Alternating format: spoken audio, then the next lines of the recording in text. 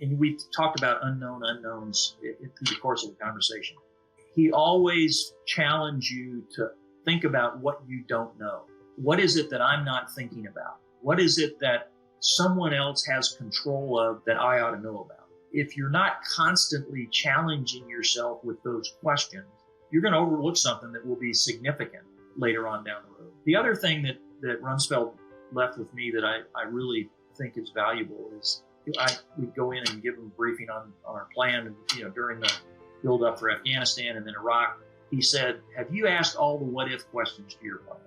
And I kind of scratch my head and say, sir, what do you mean what if questions? He goes, okay, well, you're making an assumption that we're going to get a division's worth of ships into the Gulf before we begin operations. What if the weather's bad? What if the ships break? What if the country doesn't allow us to dock?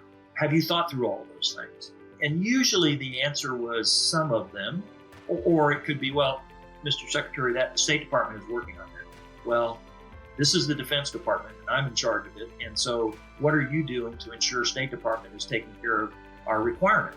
It forced me to realize that you almost need a separate think tank to ask the what if questions.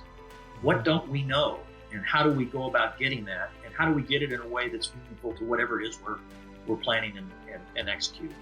And again, that's true in business, in education, in defense, you name it.